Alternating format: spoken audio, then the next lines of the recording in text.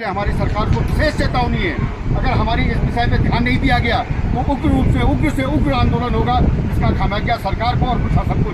जय श्री केदार दोस्तों, आज 20 सितंबर और केदारनाथ धाम में दोस्तों आज जो यहाँ के तीर्थ पुरोहित है उन्होंने सीधी सरकार को चेतावनी दी है कि अगर जल्द से जल्द उनकी मांगे नहीं मानी गई तो यहाँ पर उग्र से उग्र आंदोलन होने वाला है केदारनाथ धाम में। और दोस्तों आज केदारनाथ धाम में आप देख सकते हैं सुबह से ही बहुत ही ज्यादा भीड़ लगी हुई है केदारनाथ धाम में यात्रियों की।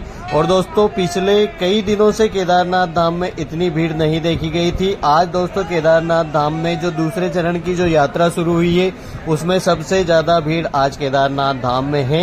और दोस्तों कल केदारनाथ धाम में जो आने वाले यात्री है गौरीकुंड से लेकर सोनप्रयाग तक पूरी जो शटल सेवा चलती है दोस्तों वहां पर भी पूरी टैक्सियों का जाम लगा हुआ था और सोनप्रयाग से ही यात्री केदारनाथ धाम तक पैदल चल के आए हैं। दोस्तों कल केदारनाथ धाम के लिए जो आने वाली जो टैक्सियां हैं जो गौरीकुंड से सोनप्रयाग के बीच में जो टैक्सियां चलती है वहां पर भी बहुत ही भारी जाम लगा हुआ था यात्रियों का, जिसके कारण जितने भी यात्री कल सोनप्रयाग से गौरीकुंड टैक्सी में आने वाले थे सभी यात्री पूरे सोनप्रयाग से ही केदारनाथ धाम तक पैदल चलकर आए हैं। और दोस्तों केदारनाथ धाम में यात्रियों की बहुत ही ज्यादा भीड़ हो गई है आज सुबह से ही। दोस्तों अभी सुबह 6 बजे का समय हो रहा है और आप देख सकते हैं कि सुबह से ही इतनी ज्यादा लाइन लगी हुई है। और जो यात्री आज गौरीकुंड से जो आने वाले यात्री है उनकी संख्या इससे भी डबल होने वाली है। तो दोस्तों केदारनाथ धाम में एक तरफ तो बहुत ही ज्यादा संख्या में श्रद्धालु एकदम से आ गए हैं और यहाँ पर जो तीर्थ पुरोहित है उन्होंने सरकार को सीधी चेतावनी दी है कि अगर जल्द से जल्द उनकी मांगे नहीं मानी गई तो यहाँ पर बहुत ही बड़ी मात्रा में आंदोलन होने वाला है। और यहाँ के जो तीर्थ पुरोहित ने है उन्होंने यह भी धमकी दी है सरकार को कि अगर हमारी मांगे नहीं मानी गई तो यहाँ पे फिर से हम बाजार बंद का आह्वान करेंगे। तो दोस्तों आप अगर केदारनाथ धाम की यात्रा करना चाहते हैं आने वाले दिनों में, दोस्तों आप अगर केदारनाथ धाम में आने वाले हैं तो दोस्तों आप पूरी तरह से अलर्ट रहिए, अपने साथ में जरूरी चीजें आप जरूर रख के लेके आइए, क्योंकि दोस्तों केदारनाथ धाम में कब यहाँ के आंदोलन कब भड़क जाए उसके बारे में कुछ कह नहीं सकते। मगर दोस्तों फिलहाल यात्री बड़े ही आराम से दर्शन कर रहे हैं और केदारनाथ धाम में माहौल पूरी तरह से शांतिपूर्ण बना हुआ है।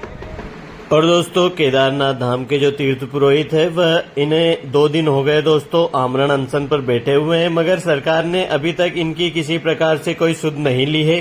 तो दोस्तों सरकार को चाहिए कि इनसे बात करे और बातचीत के द्वारा ही मसले का हल निकाला जाए। आइए दोस्तों आपको सुनाते हैं क्या कहना है यहाँ के जो तीर्थ पुरोहित है, उनका जो भी कहना आपको सुनाते हैं। बहुत बड़ा और बेहद रूप भी ले सकता है जिसकी सारी जिम्मेदारी शासन प्रशासन की होगी। बाजार बंद का अनिश्चितकालीन बाजार बंद का जो है निर्णय लेंगे।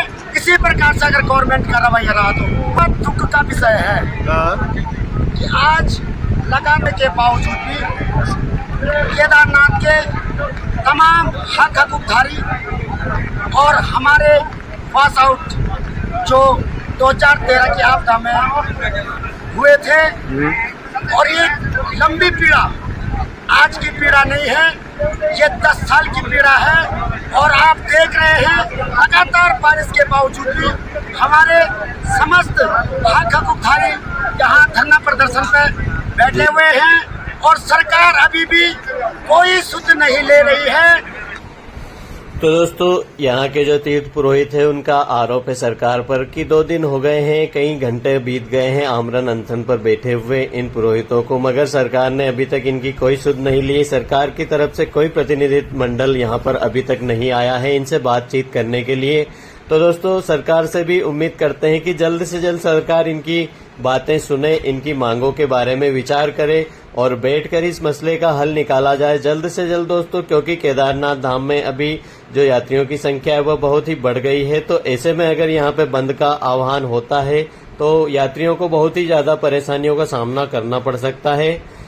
और दोस्तों अगर ऐसे में बंद का आह्वान होता है केदार घाटी में तो अभी यात्रियों की संख्या बहुत ही ज्यादा बढ़ गई है, तो जल्द से जल्द इस समस्या का समाधान होना चाहिए। और दोस्तों आप लोगों की जो राय है इस विषय के बारे में जरूर कमेंट करके बताइए कि आप क्या चाहते हैं इसके बारे में।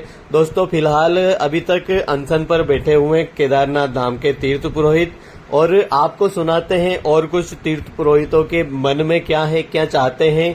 दोस्तों, केदारनाथ धाम में फिलहाल 2 दिन हो गए हैं मगर अभी तक इनकी मांगे पूरी नहीं हुई है। आइए आपको और बात करवाते हैं, सुनाते हैं। बड़े खेत का विषय है कि यहाँ पर जो है 30 घंटे होने के बाद भी जो तीर्थ पुरोहितों का आमरण अनशन है, सरकार अभी तक भी जो है सरकार के कानों में जू नहीं रेंग रही है। मैं सरकार से ये जानना चाहता हूँ कि आखिर किन परिस्थिति में सरकार जो है हमारे अधिकारों का हनन कर रही है, क्यों नहीं हमसे वार्ता के लिए वो कर रही है।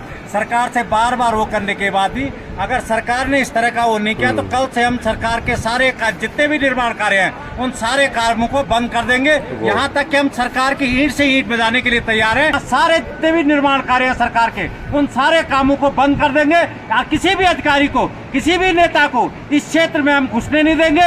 ये हम आमरण अनशन में बैठे हुए श्री संदीप कुमार जी, अनिल त्रिवेदी जी और सरकार यहाँ पे बैठी हुई और हमारे द्वारा चुनी गई जनप्रतिनिधि वो भी यहाँ पर उपस्थित नहीं हुई, जबकि उसको यहाँ पे उपस्थित होना चाहिए था। और जिनके द्वारा वो यहाँ चुनी गई हुई है वो यहाँ पे उपस्थित होती और यहाँ पर आकर के हमारी समस्याओं का निराकरण करने का सरकार के पास जाकर के उस चीज़ को प्रस्ताव लेकर के जाती कि भाई यहाँ इन लोग हमारे वोटर हैं या हमारे क्षेत्र के लोग हैं, हमारे विधानसभा के लोग हैं और वो केदारनाथ भूमि में आज हम श्री केदारनाथ में 2013 से वास आउट हैं।